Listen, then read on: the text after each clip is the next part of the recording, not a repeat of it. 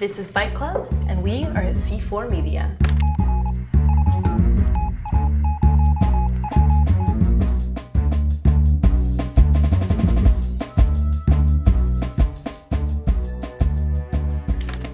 Hello. Oh, hi. Welcome. Come in. I'm Katie. Nice to meet you. It's a small office, just 3 people work from here, but the company itself is quite large. It's actually an online magazine for software developers. Oh. And we have over 60 editors worldwide who write news on a regular basis, kind of by the community, for the community. Our main thing is InfoQ. This is the website's name. It's a community for technical team leads, architects, project managers doing software development. When I was in secondary university, I started a site called theserverslide.com, which became the largest Java community in the world.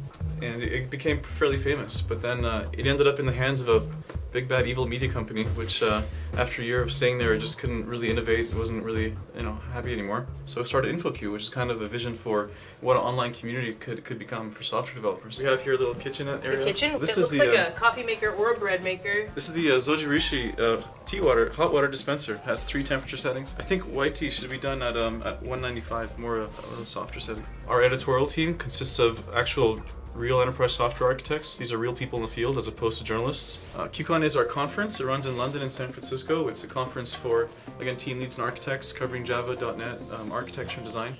And so our next one's in San Francisco in November. We can probably have about 600 attendees. I've traveled to London and also to San Francisco for some of our conferences. I believe Floyd had mentioned. Yeah. It's a lot of fun. You're a little closer to the action, and so the highs are that much higher and the lows are that much lower, but it's much more rewarding. I'm sort of the administrator. My job is to take care of all the business processes. I'm a program manager and I also do sales, so basically I'm responsible for liaison with some of the larger accounts. So I see everything that goes on, have a lot more interaction, a lot more involvement in all the decisions and processes that go on behind the scenes. This is kind of used to be my home, and that's why it's all these little comfy things here, like Optimus Prime back there. It's original when I was a kid, yeah. It's one of the only ones I kept. We also have a Chinese version. This is really cool to see. The whole site translated in Chinese. One of our unique features is this personalization capability. So if you're a Java programmer and you hate .NET, you can uncheck .NET. Maybe you can uncheck SOA because it's boring to you.